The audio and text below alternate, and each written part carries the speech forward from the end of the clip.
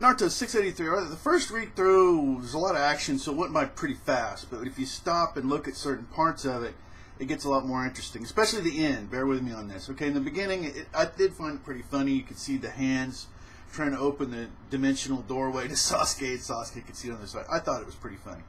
Okay, now let's get to some problems. Okay, Black Zetsu calling the shots. Alright, I'm getting a terrible feeling, because we've seen this a lot of times before, that Black Zetsu is going to be the final villain, and it's not Kaguya. And this is looking really bad, and that she was basically manipulated. And there's a lot of things that it's actually her husband or whatever, and it could be. Okay? But you know, and then we find out that the reason that he's doing all this is because he was spanked as a baby or something. So I mean, we don't know. That would explain some other issues he has. But this whole thing of shifting to other villains, I just hope it doesn't happen. Anyway, Naruto and Obito, okay? I revived you, but so it's like Obito's like, I know, and so it's like he's got something terminal. Like he's going to die anyway. It's like I couldn't bring you back all the way. You've only got I'm only giving you a certain amount of time. That's what it just seemed like implied there. And then the Edo Kage's of Madara's bottom half.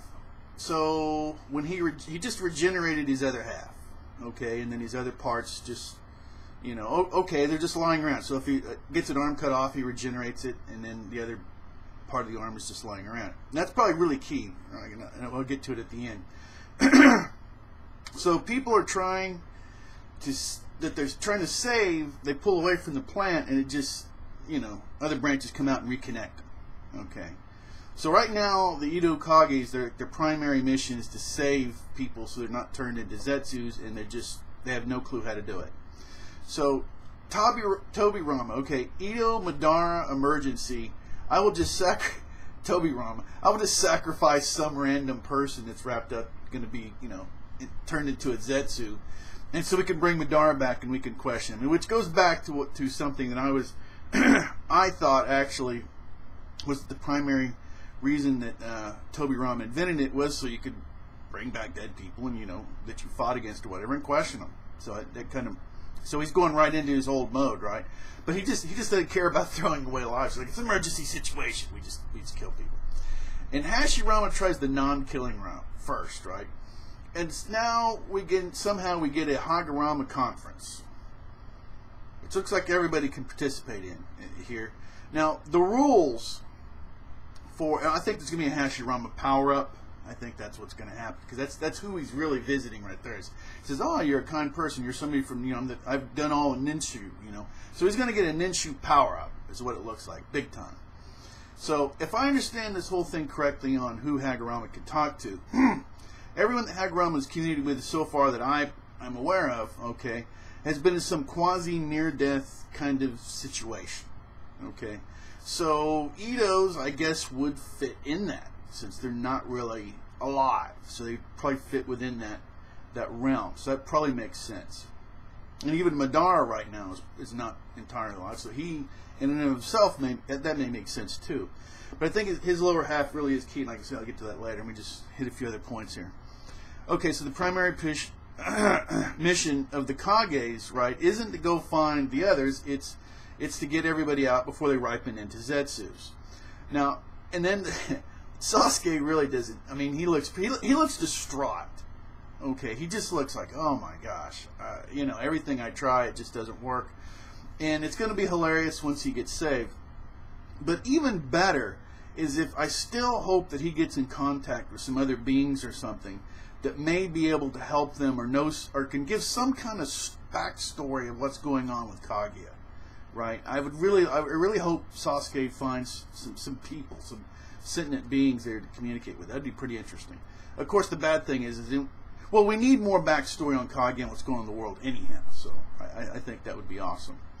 And then Naruto, he lays a trap. He's playing possum, right? And he's shown, Kishimoto's shown us just how fast he is to evade stuff, right? So he's going to spring his trap. It's going to be really quick.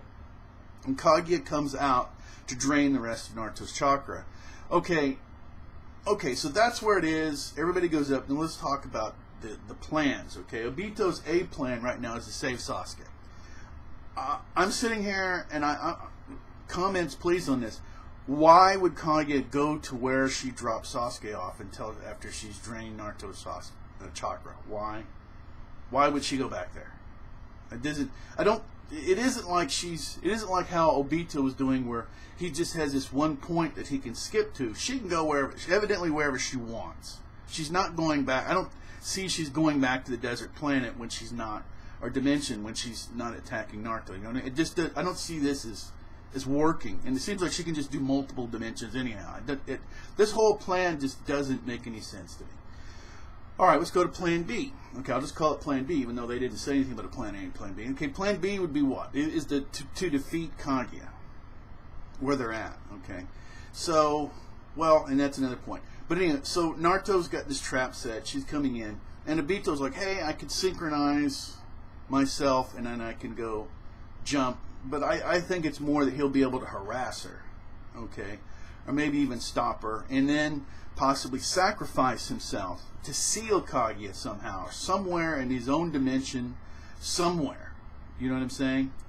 So there's some kind of plan there. Okay, the downside of this plan is there may be no way, if you seal Kaguya, okay, if both Obito, okay, you lose both Kaguya and Obito, how do you find Sasuke? How do you even know where he is, let alone have the means to dimensionally travel to wherever in the world, you know, he is? Or even get back to your home world from where you're at now. So see, there's a big problem if Kaguya just simply gets sealed without her cooperating afterward in some way. Or we can look at some of the other options. Now we get to the Edo Kages. Okay, so if Kaguya and Obito out of the equation, who do we have left? Well, we got Minato. Okay, he can, but who's the best? Tobirama.